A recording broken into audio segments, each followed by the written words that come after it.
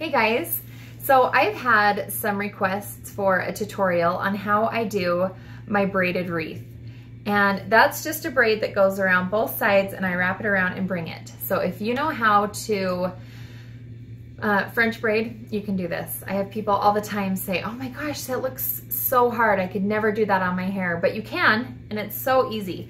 So one of my favorite things about this hairstyle is I haven't washed my hair for about 4 days, and I like to do this style when it's time to wash my hair and I just want to get 1 or 2 more days out of it.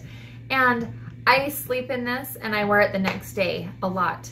And I don't think that it looks too frizzy because I've got product in it, and so it actually looks really smooth. So you can do this with any length of hair.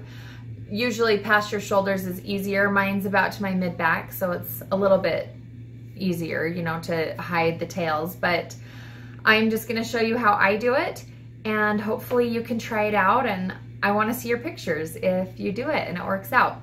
So like I said, I haven't washed my hair for about 4 days, and I was gonna show you, it's about to my mid-back, and I like to just not have it too perfect. I split it in the back. I don't like to do a hard part in the back because I don't want there to be a distinct line. So I divide my hair down the middle, and what I like to do is, you can figure out what's best for you, but I like to take this braid really lower and right down to the base of my hairline in the back. So I make sure that that goes down really low, and then so you have your braids stacked really nice. On this side, and because I part my hair on the left, the hair on my left side is thinner just because there's less quantity over here. So this one, I like to take a little bit higher and I go around the back, because when I have this side braided, I'm gonna bring it around the front. So I'm gonna start on this side and just take a little bit with my French braid and divide it into 3, and I like to do a Dutch braid that goes out. So start, and if you know how to French braid, you can try an inverted braid or a Dutch braid, and it's just so fun. So don't worry if it's a little bit messy, because we're gonna pancake it at the end and it's gonna be so cute.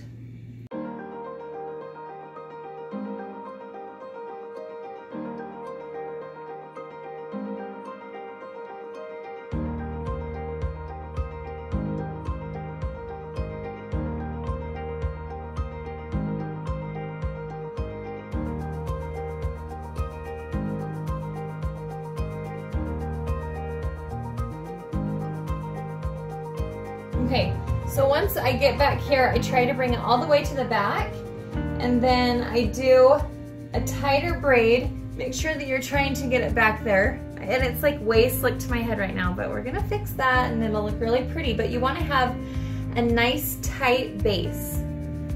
And that is one of the ways to get it to stay in really well. So I can feel that one of my strands is not as thick, and I hate that. So I'm just gonna take some from another, and then it, you know, it doesn't look completely perfect, but that's okay because we're gonna pancake it. So I leave just a little bit of the tails out, and then to pancake, don't pull a ton, but if you pull just really softly all the way down, I like to kind of do one side and then go back to the other, and always just pull from the outside. You don't want to pull from the middle because it will loosen the base of your braid.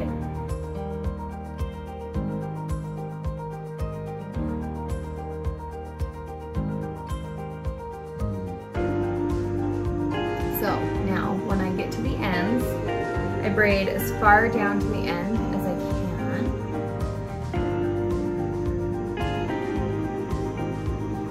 And then my favorite little trick that I have learned, I love the clear elastics you can get at Sally's, just like this. I use these all the time.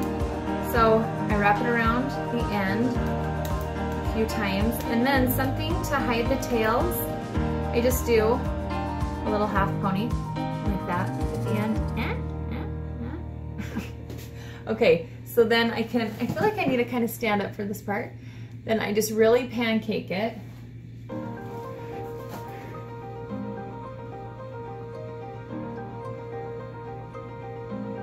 Okay, and then take my hairspray and I kind of pat it, just to kind of get rid of any of the fuzzies. Spray both sides of the braid, make sure it's nice and big. I think that just makes it look so pretty. Okay, on to the other side. I like to start out with a good amount because the side that has less hair, it just looks a little bit thinner.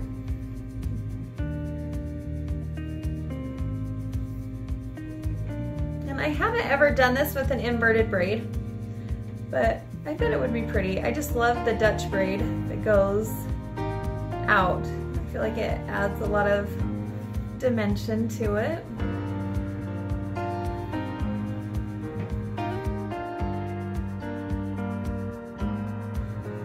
And remember to go up a little bit more so it wraps around more of the top part of your head.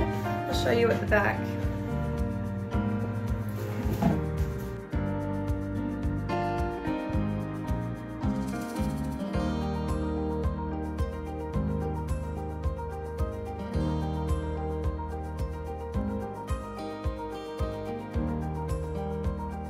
Make sure that you're pulling it back so that it will,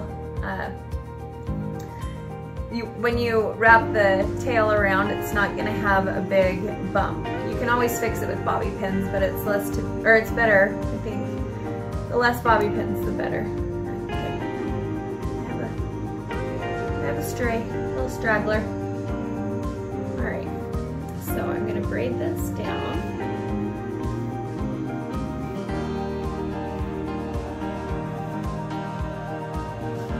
And then I'm going to leave enough to be able to pancake. So I want to be able to get this pulled out. I like doing the top side.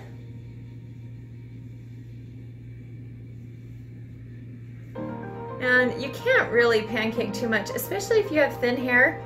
Pancake away so that you can, you know, just go to town. Make your hair look thick.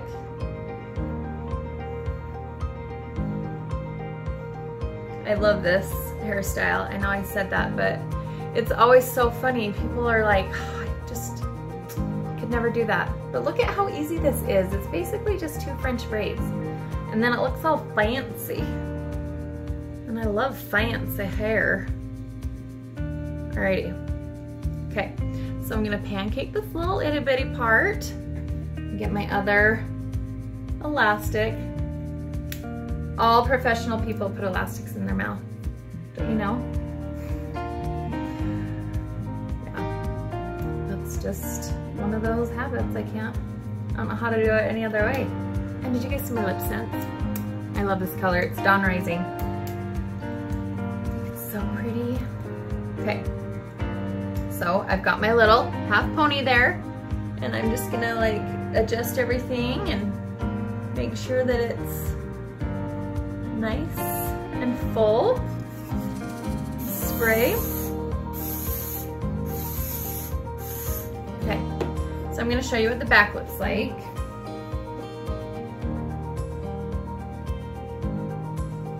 Now I know that the back part is not perfect, but I don't even worry about that because I'm gonna cover it. So I like to start with the one that's going lower.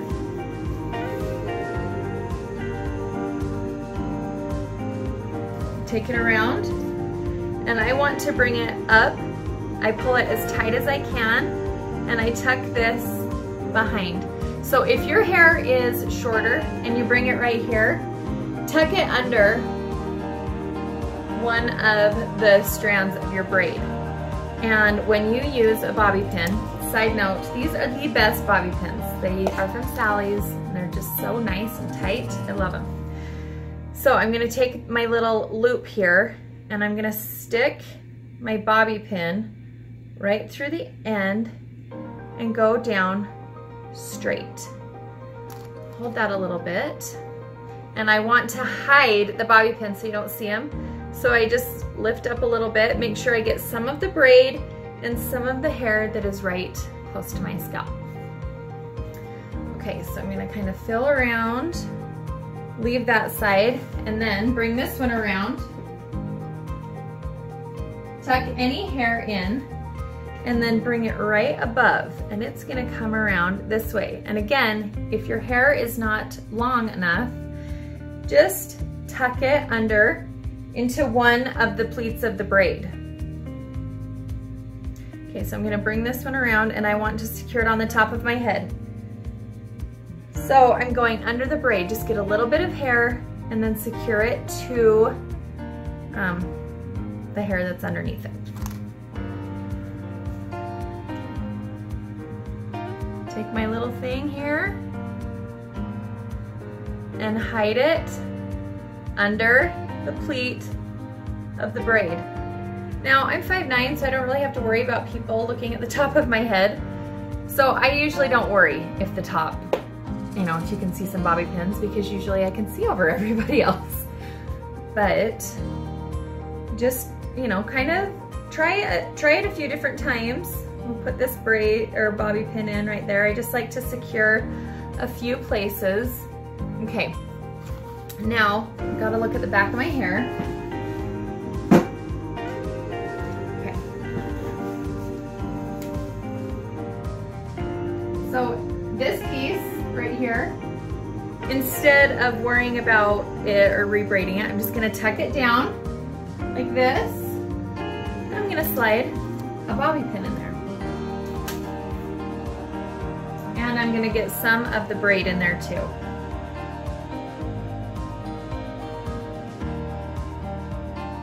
So you all saw my little tail sticking out. I'm just gonna show you a really quick way to take care of that, and no one will be the wiser.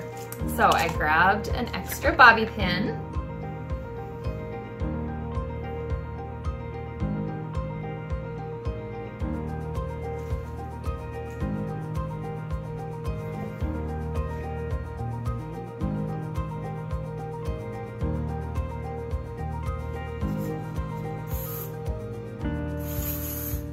And voila, I've obviously done that a time or two. I knew I had a tail, I felt something.